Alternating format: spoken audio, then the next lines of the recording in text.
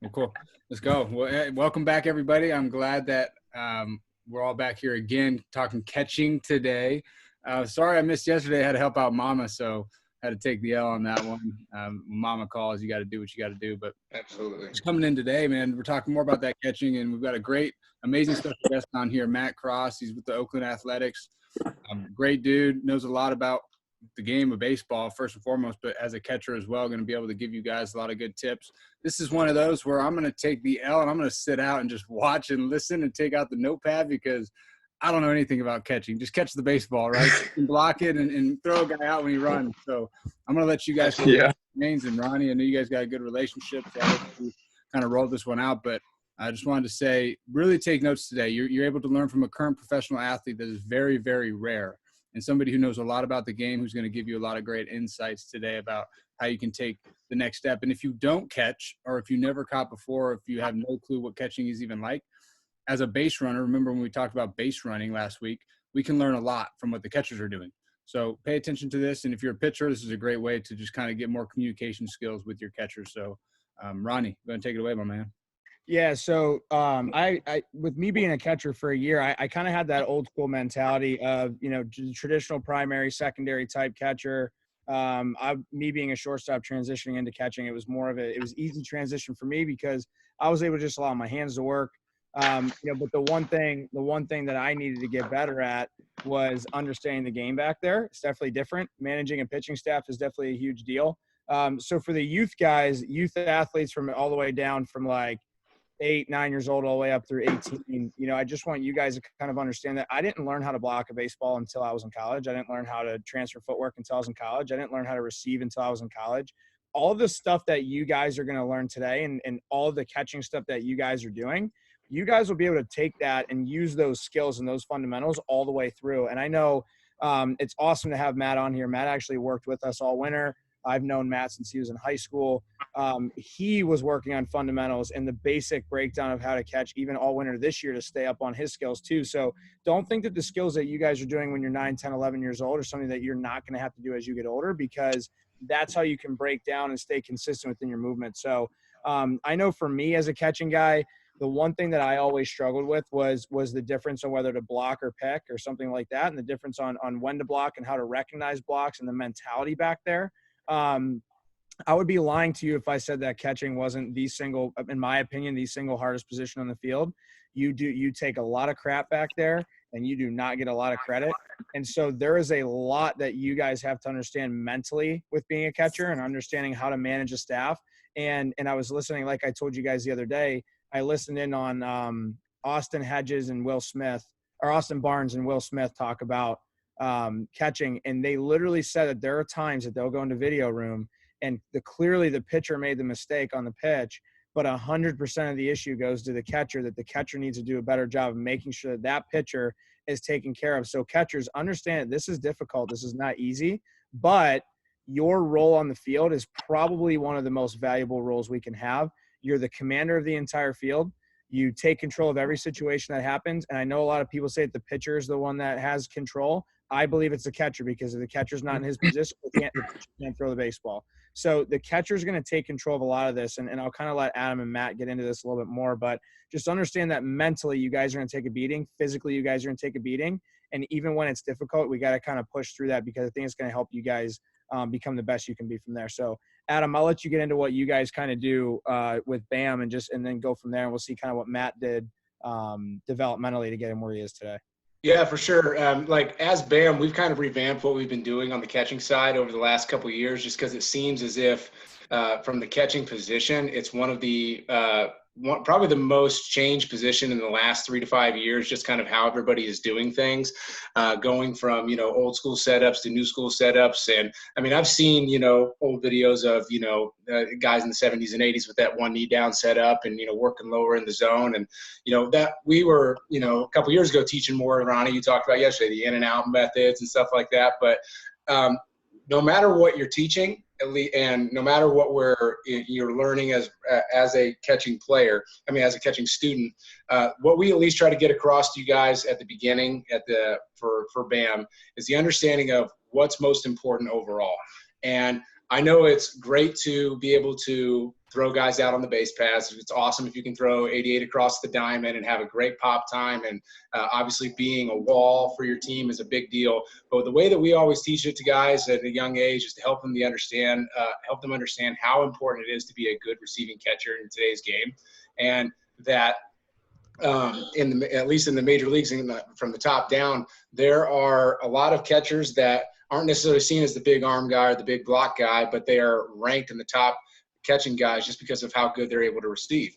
And so what at least we tell our catchers, and these numbers may be different for some other people, but I think they're along the same patterns. I always like to let our catchers know at a young age, it's important to be able to receive the ball well, because about 85 to 88% of all the balls that you get thrown in your catching career, all you're going to do is catch it, receive it, and try to make that pitch look as presentable to the umpire as possible. So it's important to be able to be a big-time receiving catcher. It is one of the most underappreciated skills, I think, that is out there. It goes very unnoticed, but stealing strikes, especially in those shadow zones, those spots right outside the strike zone, and also making sure that you're not losing strikes that are clear strikes to your pitcher, that is an absolute huge deal, because a high 80% of the time, that's all you're going to be doing when you're catching.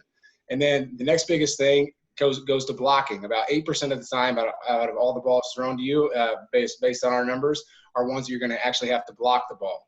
So you can be a really good throwing catcher, but if you can't block the ball, we're just going to wait for that ball to get past you at a young age, right?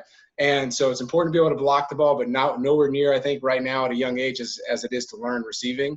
And then about 4% of the time, you're actually going to catch that ball and have to try to throw a runner out. So those are the things that we preach. You got to be good at all three of those, but we really harp on the ability to be a good receiving catcher at first and then work down that line. That's kind of where we always start with our guys. And Ronnie had talked about yesterday, and that all comes down to setup, starting in an athletic position and, working through your different setups with you as a catcher individually. I don't think that everybody should be doing the exact same things. It's about what's comfortable for you. Does that one knee setup work well for you? We try to implement it with all of our guys and see what everybody's able to do. But, pushing the idea of, flexibility, mobility behind the plate, and being athletic, and overall being able to receive well at a young age. We got some guys that are absolute walls in their own perspective, and they don't let things get by them, but we really focus on their ability to be able to receive in that aspect. So that's at least what we do. I don't know if that's a more old school mindset. You guys can definitely let us know if we need to be kind of changing any of that. But when someone comes in to see me or comes in for, BAM training, that's the idea that we get across, and then we kind of move from there. So, Matt, I'm interested in what you have to say about that as far as like the importance of those things and what you guys are doing at the big league level. I mean, what you said was perfect. The mentality you have to have behind that plate, you got to be a warrior. It's just, there's no doubt about it. You got to think, I'm blocking this ball every single time. I don't care if it's a fastball, curveball, slider, changeup, whatever. But like you said, being a wall, and you can't just focus on one part of the skill. You got to have blocking, receiving. You have good arms, but the way to do that is just keep working and working and working. Receiving wise, if you're a good receiver, then it clears up a lot for the umpire and everything too. I mean, you get a lot more strikes for your team. You get a lot more pitches for your pitcher. He's going to trust you a lot better too. And now what we're teaching is the littlest movement possible is what you need for receiving. If you take the plate, we're not working to take strikes outside of the plate and make them in. We're trying to get those borderline pitches right on that corner and bring them in to be strikes. We're trying to steal those half balls, maybe strikes. You don't know. We're not trying to steal balls that are way outside into being strike. I mean, it's a tough concept to get through because there's a lot of movement sometimes with the younger guys and they're not as strong and stuff like that. But also going to blocking, you got to be on your toes 24/7. I mean, you got a guy on first base. No pitcher wants some guy in scoring position. So you gotta have some, be built back there, and you gotta be good.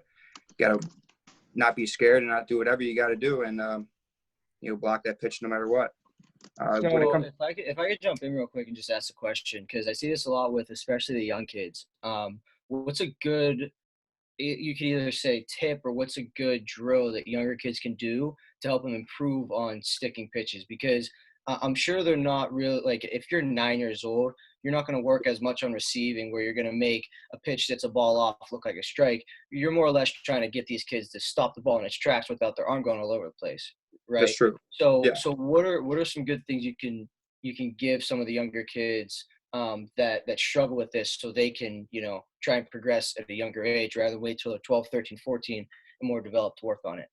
Yeah. So you're talking about just getting like stronger at the aspect of just sticking it, Either right? stronger or something that they can think about to help stop the baseball, because when a younger kid's playing catch, their arm's not getting thrown back by the baseball, but when they're behind the plate, when they're not standing up, you see that their arm has a lot more movement when they try and catch Mhm. the ball. So what's either a thought process or a tip or a drill, whatever you think would help these kids out the best, that they can try and work on and use in the future to help them get better at that part of the game?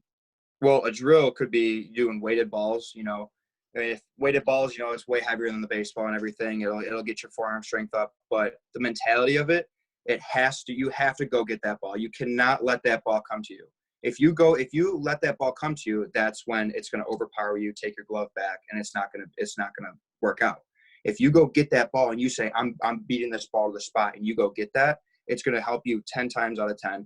Help you stick it more and not move your glove as much. Also, rice buckets, those forearm grip things, just any ways to get your forearm stronger, your arm stronger. So at our place, Matt and Charlie, the other catcher at our place, they do a lot of J-band stuff with the machine, where they put the J-band on and actually add some resistance to it. We do a lot of weighted ball stuff. The one thing that I noticed with both Matt and Charlie, and I'll let you guys, even Adam, kind of pitch in on this, but we see you guys a lot of times when you're receiving, the ball's going back to your chest, or you're trying to catch it at your chest, right? It doesn't really look like you're catching the ball outside and you're leaving it outside. It seems like every single ball that you catch, whether you're on a corner or whether you're in the middle of the plate or whether you're catching a breaking ball, whatever it is, you're actually catching that baseball kind of in the middle of your body. So it's a lot easier to make that look like a strike. And I know, at least for me, my coaches always used to tell us, we would take the video from behind home plate. If I was receiving a pitch and it was outside my body, it didn't matter. The umpire wasn't calling that a strike because he can see the baseball. But if the baseball is caught within my body, it's a lot easier to get those calls, because I'm able to kind of hide the ball from the umpire. So if I'm set up a half ball off the plate, which sometimes if we're going challenge pitch with 2 strikes, I want to get out there, right? I'm catching and receiving that pitch in the center of my body. So now that looks more like a strike. You know what I'm saying? Mm-hmm. And so I think and I don't know what you guys do with this, but at least with Matt, like when they do a lot of their receiving work, I know that they're beating the ball to the spot because they're getting outside of that baseball and they're bringing it back in. And it's not like they're actually physically moving their arm. By the time they catch it, they've already made that pitch look like a strike. And I also, Matt, I want to ask you, like for me, I was always catch, relax back, attack to the baseball, and kind of go out and get it.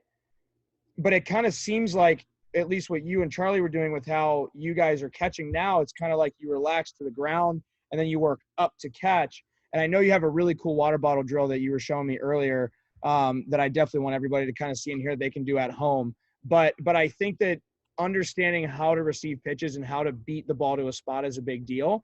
Because for a lot of the catchers that I know that at least we worked with before you guys were at our place, it was catch outside, frame it in the strike zone, instead of how can we recognize where the baseball is going earlier so that we can get around that to make it look like a strike better, instead of having all that movement, because you did say that you guys are taught not to move. And so I think it's a really, really big deal to let these guys know, how can we make it so we make those pitches look like strikes, but we're not moving that much. Yeah, that's the biggest question I was going to have for you guys today, was your thoughts on what pre-catch and post-catch movements there should be. Because it's about, I think, like anything else in baseball, I think receiving a pitch well, it has to do a lot to do with timing. If you are meeting the ball in the spot that it gets, you're going to lose that strike a lot, and it's going to pull you out of the strike zone.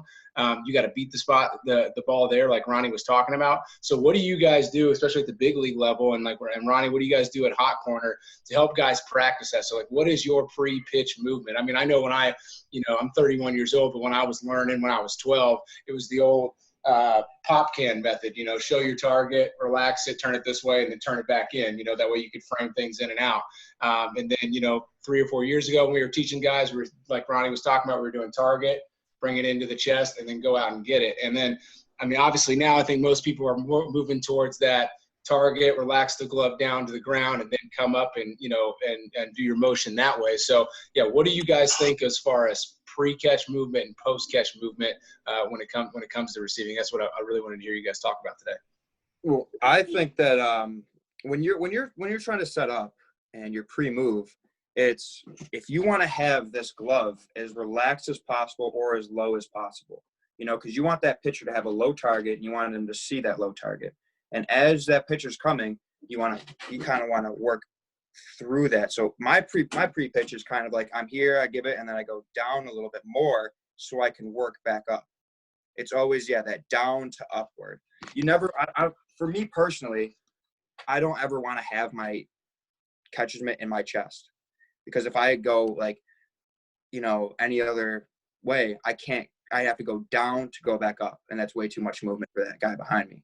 We're trying to fool that guy behind me, and this going down to back up, that's way too much movement, especially if that is throwing pretty hard. This guy doesn't know what's coming either. So if I can fool him and think of that ball that's low, bringing it up and being a strike just on the bottom of the plate, your pitcher's going to love you. Right. You're going to have a relationship with him. Right, for sure. And another thing to add into that too, guys, is we'll get into this in a little bit. So there's a couple different – I call it the old school versus the new school way to catch. The old school way is your primary position and secondary position. Obviously, the secondary position is when there's runners on base, so there's 2 strikes, any type of blocking situation, things like that, and the 1 knee. But the one thing I notice with a lot of younger guys when they're catching is when they do get up into that quote-unquote secondary or ready position to throw guys out, the glove goes up with them, right?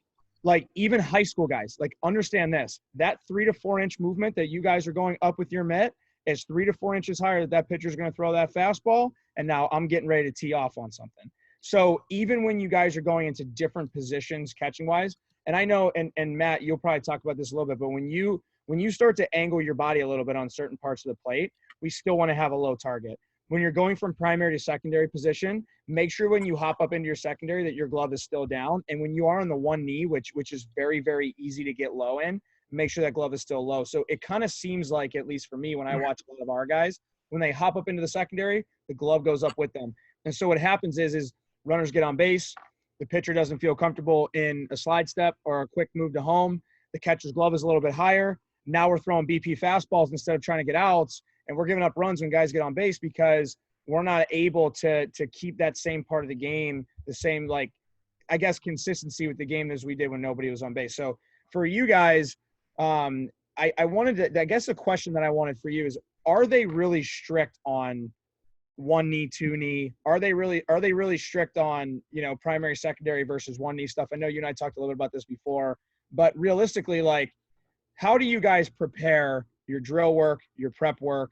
What's the main focus for you guys? Because I know some organizations like with Charlie and the Minnesota Twins, they don't really talk about blocking very much.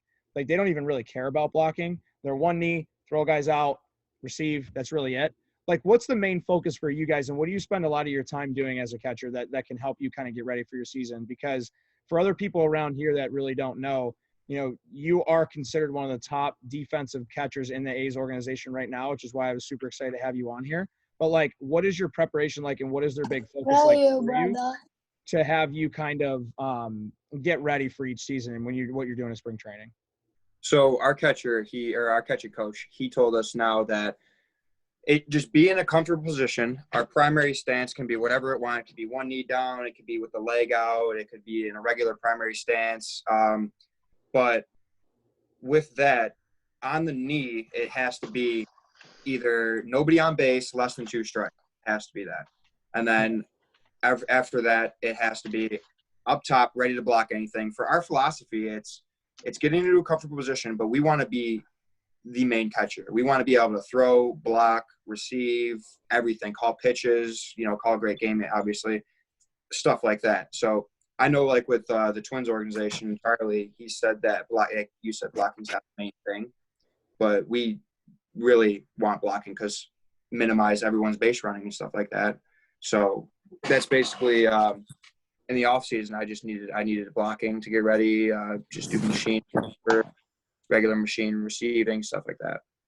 So for and Adam, I'll let you go in a second, but I guess the big question that I had was like, so you guys did a lot of work with the machine this year, and it was kind of cool because we got this ATEC machine that we took on a radar gun that gets up to 96 miles an hour. So it's kind of crazy to actually get that thing fired up and rolling. But I noticed with you guys, like, it actually was really beneficial for you to use the machine because you were able to get more reps in, right? Where like if I was throwing, like, I mean, I can't replicate 96 miles an hour by any means. And, you know, so do you like, you catch a lot of bullpens at spring training. So for the younger guys, like, for them to get the most amount of reps that they can get in, do you recommend doing machine a lot of times? I mean, if they have access to the machine, then 100%, yeah. But Okay. if not, for the younger guys, I mean, they don't need to see 96, obviously. Well, sure. Right. Sure. But if their, parents could throw to them or their coaches could throw to them, I mean, that still works. Or even like receiving wise, underhand flips to each other, it's perfect. Right. Yeah. Adam, you got anything on that? Yeah. I think that well, we always talk about with our guys, and Ronnie, going back to your talk about, having the glove low, both of you guys are talking about the importance of having the glove low and making sure that when you change stances that your glove is not coming up. And one thing I've been trying to get through to our guys is not only when you change stances, if you're up too high with your body, not only does that bring your glove up, but you got to understand that it also brings your eye level up. Yep. And I try to explain to our guys that your eye level, how low it is or how high it is also going to kind of dictate what the umpire's eye level is doing. So the lower your eye level can be, I think is better because you all of a sudden see the lower part of the strike zone a lot better. So if your secondary stance is higher, or if your primary stance is not low enough, you don't have that mobility in your hips and that flexibility to be able to maybe even get down to that one knee stance or a very low primary stance, you're losing access to that bottom part of the strike zone, and it makes sticking those pitches and bringing them back up into the strike zone way harder. So that's one of the big things that we like to do. And going back to kind of the pre-pitch movement and everything, and you guys can talk about whether or not this is something you kind of do. We always talk about, we call it 3-6-3, about, doing what we're telling our guys to do before they catch as the ball is coming in and making sure they're on time. We always tell them that we want to be having that pocket exposed as much as we can to that pitch, to the pitcher. But as the ball is coming in, or before the ball is coming in, we're working our glove down to the ground, like you guys talked about, working down to come up, and then having our thumb being pointed at a 3 position as you show our target, going down into a 6 position where our thumb's pointing at like 6 o'clock, and then working through the ball like you talked about, and then coming back up and putting it back to a 3 position to kind of be able to present the ball as well as we can. So, when we are doing our receiving stuff, we do a lot of machine things. We, built some rope grids to be able to show the strike zone and teach guys the importance, and so they can see visually where their eyes are at based on their stances to help them figure out which stances they're the most comfortable with and which stances they receive and block the best in. So, we have that stuff set up, and then we do a lot of machine work, working down in the zone so guys can work coming up, catching the ball, bringing it back slightly into the zone, and, not major movements, you know what I mean? It's about what's comfortable for you. And, when the kids first start working on it, they'll have way bigger movements than what we want, but teaching them it's those slight, subtle movements to kind of trick the umpire into kind of where it's at, because his eyes are tracking that ball coming in. If you can do good timing and having that glove working towards the ball before you catch it, and then catch it, and then as you catch it, continue back up into the strike zone, you're going to be able to steal a lot of those pitches. And back, Nick, to your question at the beginning of what can we do to try to make it to where young catchers are not catching the ball and then losing it out of there, I think it's really important to be working at the beginning the proper pre-catch movements and getting that energy into it and going into the ball and catching it. So, we work on all different kinds of stances, and we always, just like Matt said, it's like, hey, what's comfortable for you guys? There's some catchers in the major leagues that, they're just not comfortable blocking the ball. They're just phenomenal picking catchers. And their teams are fine with that. They're not going down and blocking the ball with their chest protector a lot. They're just real solid at picking the ball. And so I think that most organizations are good with that, as long as that ball's not getting to the backstop. Who cares, really? And as long as you're not giving up base runners, But like I said, we put a big emphasis on the receiving side, at least at the beginning. We work really hard on blocking as well and training kids to see the difference of trajectory of the ball in the air versus ball in the dirt, and trying to get them to pick that up, which I think in baseball, that's one of the hardest things to do, is be able to read a ball in the dirt versus ball in the air. It's one of the hardest transitions for young catchers to make. We do a lot of work on that. But, going back to the beginning, it's about finding that good athletic position, being low in the zone, being comfortable, and just working on timing, doing a lot of machine stuff, a lot of front toss, like Matt was talking about, of just working on good timing, sticking that pitch, and making it as presentable as we possibly can to the umpire. Yeah, I think that's good. I want to hit two questions, and I'm gonna have Matt talk about both of these, and Adam, you can chime in. I'll let you guys kind of take these two, but Mike Huff, who actually trains at our place and has worked with Charlie and Matt, said, if you start with the glove low, how are some ways you can communicate with your pitchers that your glove is not always the target? So, Matt, I'll kind of let you go into that on how you do that to make sure that you show the pitcher the target initially and then kind of relax from there. How do you guys kind of go through that? Well, usually the pitching coach usually tells the guy that you should not be looking at his glove, because his glove's he's got pre-moves, everything, Pick like a little bit, like a little letter on the shirt or something, or the chest protector. You want to aim so small, and like the pitcher wants to aim so small that the glove isn't even really there. The glove is just to catch it, and the pitcher is just looking at a little bit, like a little lace or something like that. Right, that's good. Adam, what do you tell your guys? Yeah, I mean, that's along the same lines, is that now that there's different pre-pitch movements from the target to bringing it in and going out, where, I think for years it's always been saying, hey, like, you got to present a good target. Yes, to a certain extent, but if we're wanting to gain more strikes outside of those shadow zones for our pitchers, we have to be able to work with these pre-catch pitch movements and these pre-catch movements.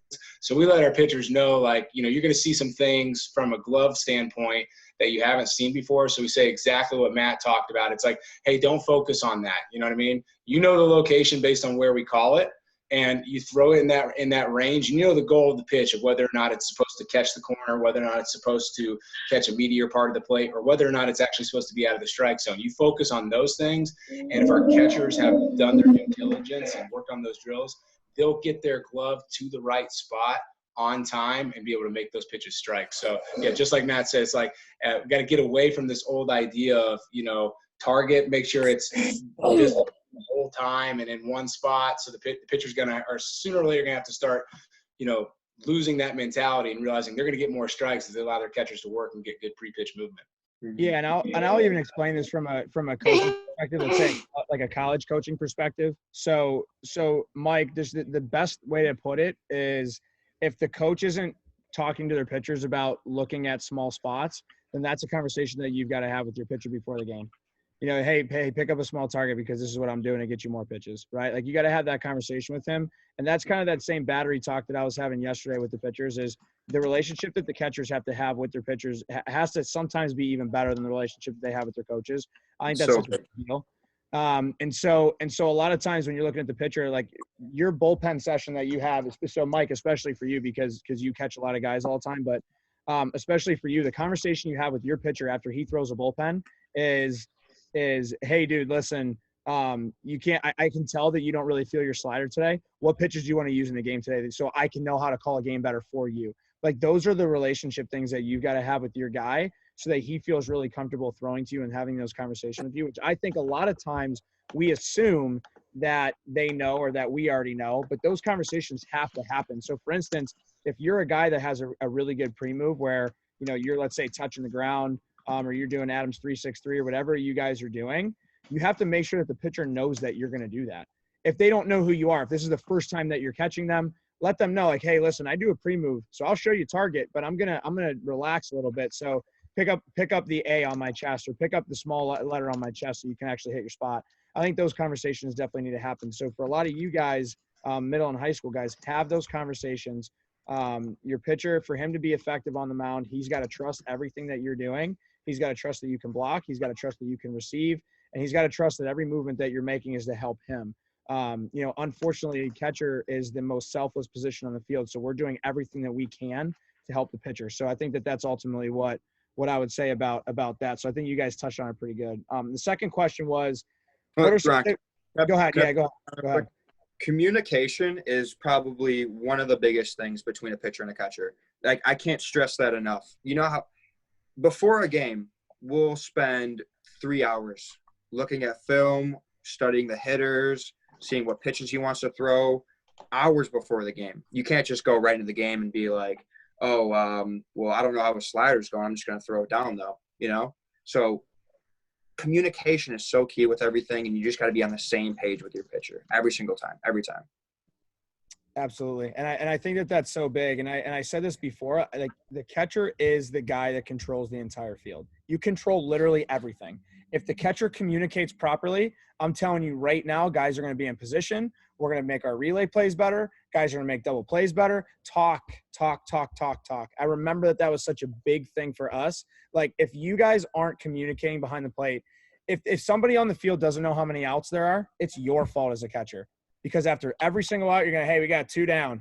Every single person on the field should know based on kind of how you are. So your communication, not only to the rest of the field, but more importantly to the pitcher that's throwing that day, I think speaks volumes to you guys as a team. So the next one is going into pitch calling. How do you understand what pitches to call at what times, how to call your game? Because I know a lot of coaches call pitches now, but personally, in my opinion, I think that when you're trying to win a championship, maybe the coach calls the pitches, especially at the youth levels, because they know it more. But I noticed at the professional level, at least in the minor leagues, they allow you guys to call pitches a lot, right? So Matt has to call a game. How do you determine, like, what parts of the game do you determine what pitches to call?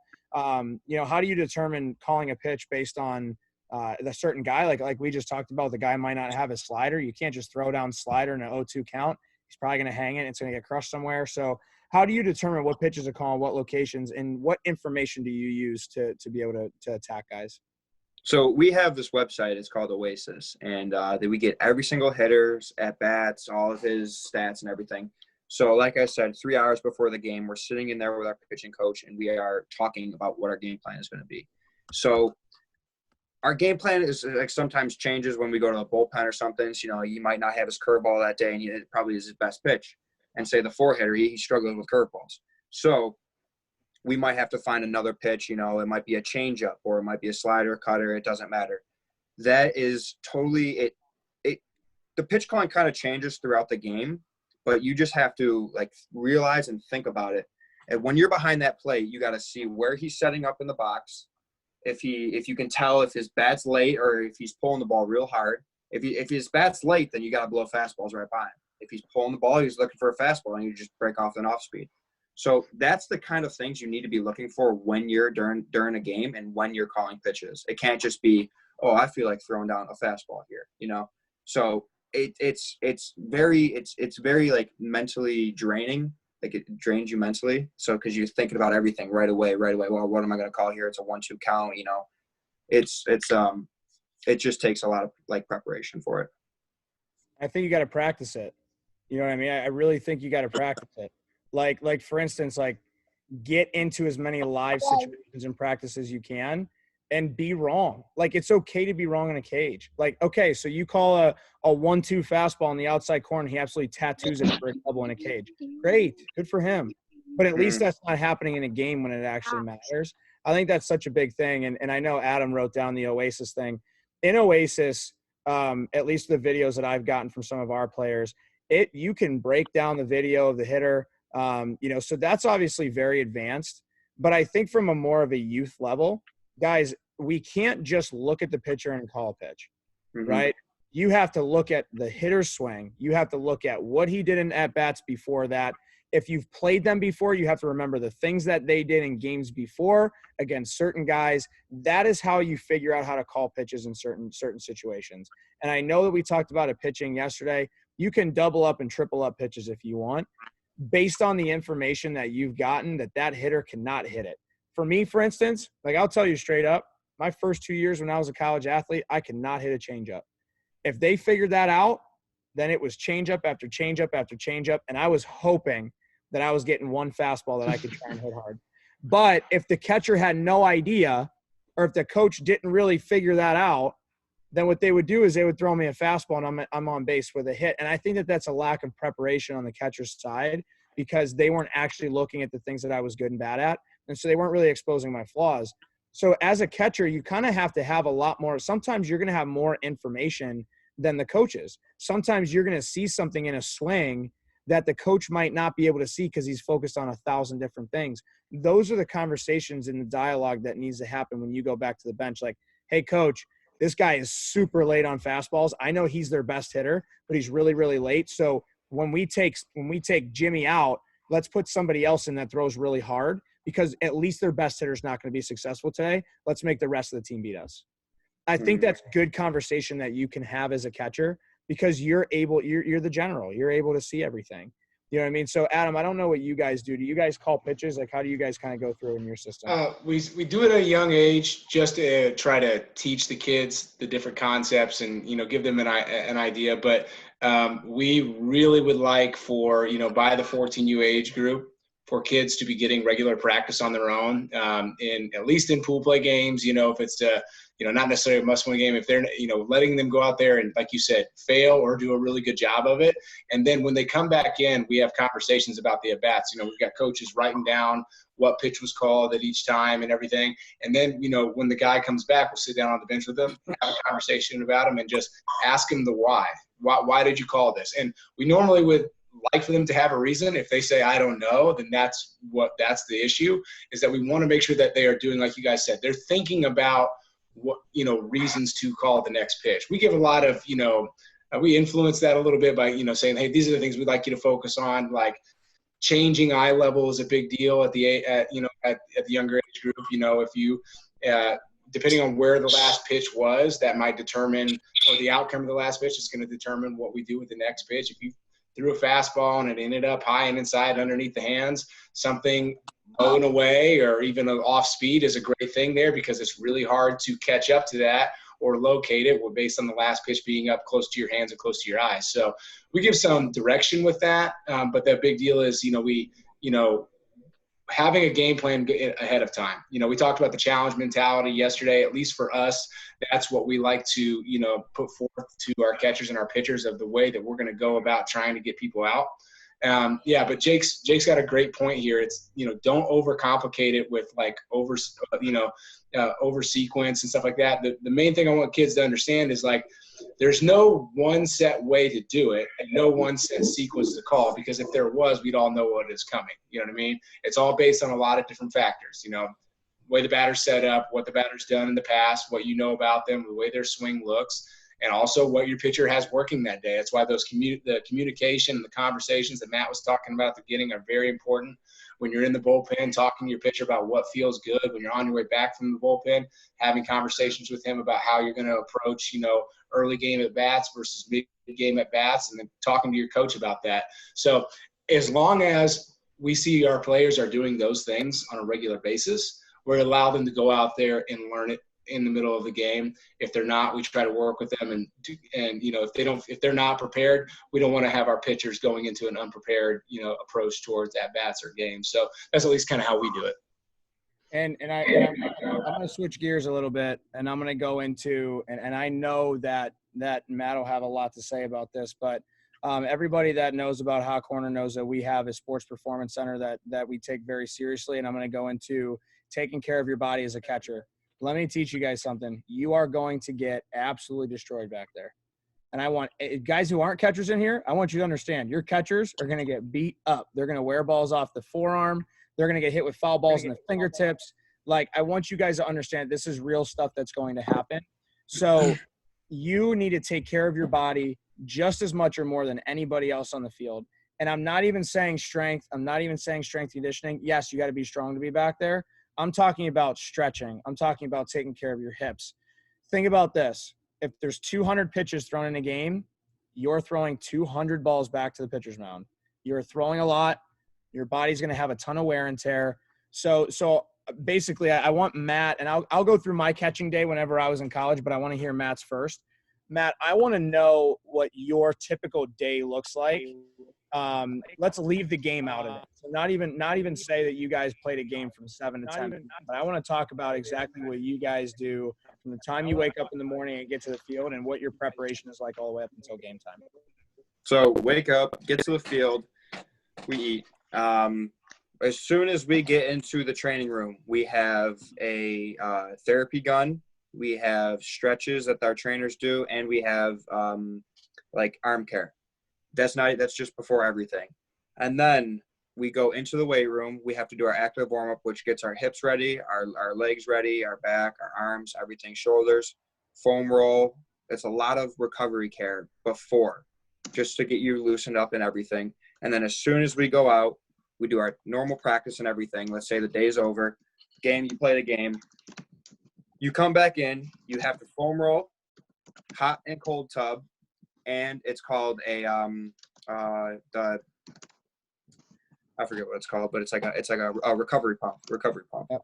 So it pumps up your legs, and it just does full body recovery.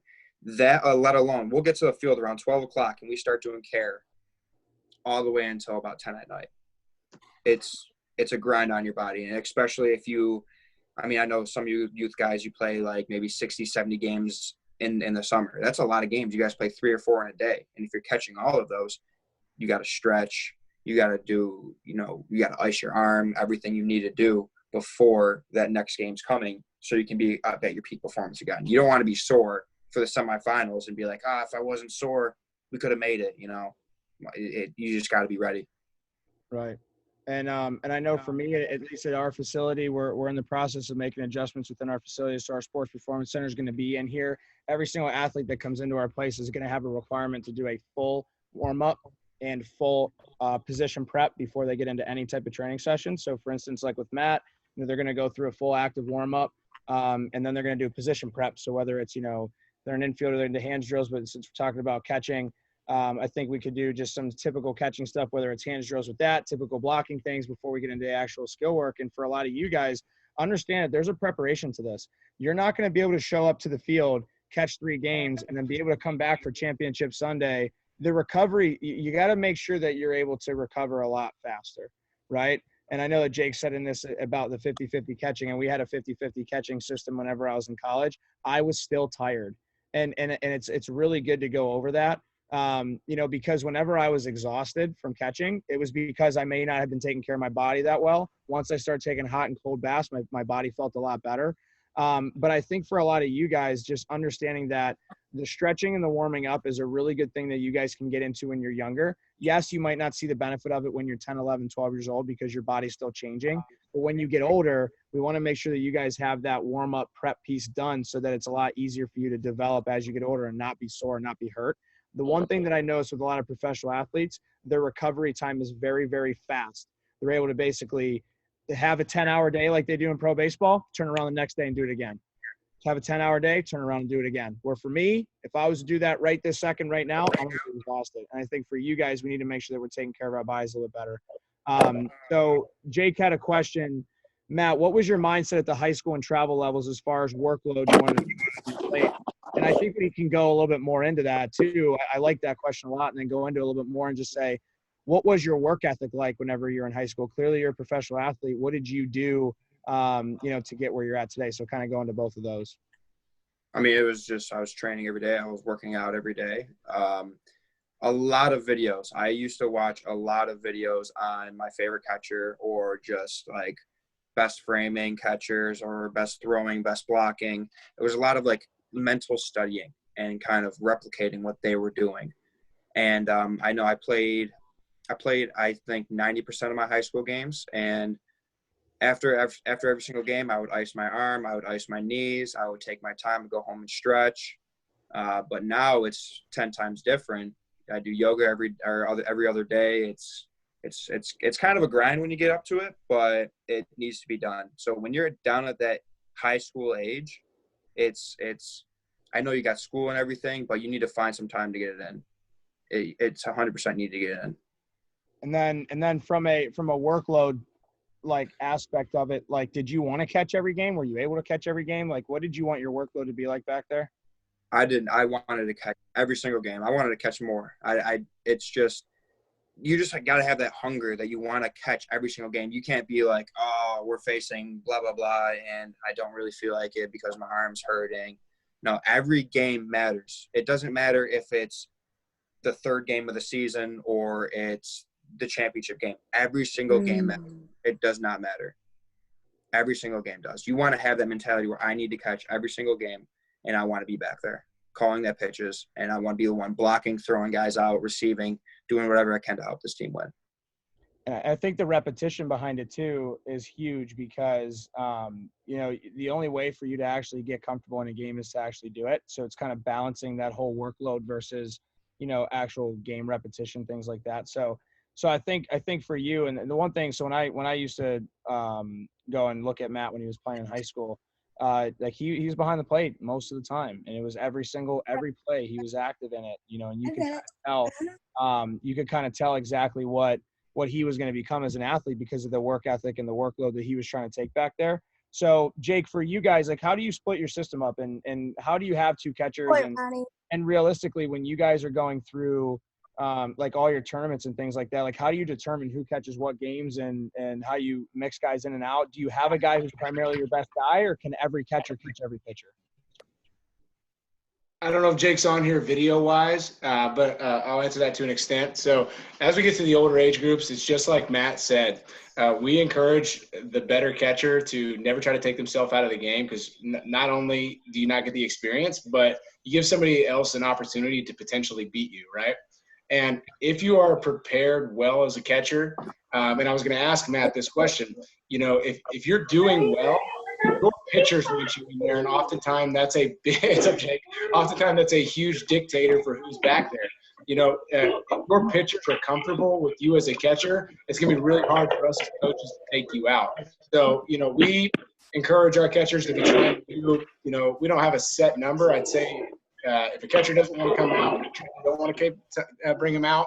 But it comes down to making sure that you're taking care of your body, that you're doing the best possible things you can, to prepare before the game and also cool down after the game. Guys, there is a tremendous amount of science behind the idea of proper stretching techniques and that they help reduce the risk of injury. So, like, if you're not doing your due diligence of giving yourself the proper amount of time to warm up, especially when you're down there squatting the whole game and multiple games in a weekend, and the wear and tear on your knees and hips at a young age is huge if you're not taking care of your body. So, Jake, you want to expound on that a little bit as far as how we decide that? But, if you don't want to come out, we don't want to take you out. Yeah, I think – can you hear me? Is this good? Yeah. First of all, good. I think it comes down to two things on our end. And granted, we work more high school age travel. But one, if that's your primary position and you're not a top ranked number 5 in the country type kid, like everybody knows who that kid is. But if that's not you and you're going to travel games and not catching, you never know who's watching. So you're missing an opportunity where somebody might be there, where you might have an opportunity to kind of show your skills and have that chance to go and play somewhere. So just like any other position, is it possible for somebody to take 100% of the innings? Probably not in a healthy way, but we always want a catcher who has the mentality that Matt talked about of, I want to be back there all the time. That's my position. It's the same if you're a shortstop, you want to play short every game. That's your position. So we just want catchers that have that same mentality. It is good to have a secondary position so that you have something else that you can play to keep yourself in the lineup. But in our minds, we want a primary guy that takes 75% of the innings, and then a secondary guy who, in games where we get up a lot, can be back there. But, our mentality is we want a catcher back there who, if we tell him he's not catching, he's upset about that because it's his understanding that he should be back there every game. So a lot of it's a mentality thing, and I love that you guys have all touched on that of, you got to be a warrior, you got to take care of your body, you got to be a grinder, like all those things are vital to be successful in baseball in general, but especially as a catcher with all the work that goes into it. So I've learned a lot. It's been awesome. I've learned a lot. Yeah, and I think another aspect to it too, guys, is this is the hardest part. You ready? And I deal with this every single time that we train catchers. I think that mentality is brought up in the preparation that you have in the off season in the cage. I think that's exactly how that. I think that's where you learn it. So for us, like, we do blocking drills inside a cage, and Matt can attest to this, and we do some really tough blocking drills with some guys. And most of the time, it's not to help you get better at blocking. Most of the time, Gauntlet. we do a gauntlet drill, and the gauntlet drill is hard. It's really, really hard. And a lot of times for that, I could care less if you're getting better at blocking, but I want to see how tough you are back there. I'm not trying to hurt you, right? But I am trying to see your toughness and see where you're at and figure out, how tough you're going to be back there, because whenever you get a foul ball off your fingertips, with 2 strikes, and then the next pitch, the guy steals second base, are you still going to be able to catch that baseball and throw down to second?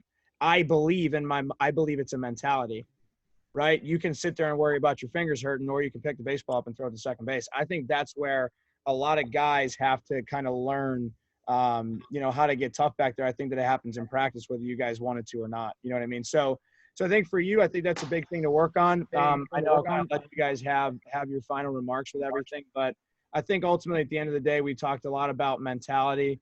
We talked a lot about how to become tough back there, and then a bunch of the different ideas with catching that I think that you guys can take away from it. So Adam, if there's anything else that you have to add before we close? Yeah, I'll just add to that a little bit, guys. Learn at a young age that there's a difference between being hurt and being injured. All right, like a big difference, and you're gonna feel hurt a lot back there when you're catching. You're gonna take foul balls off the toes.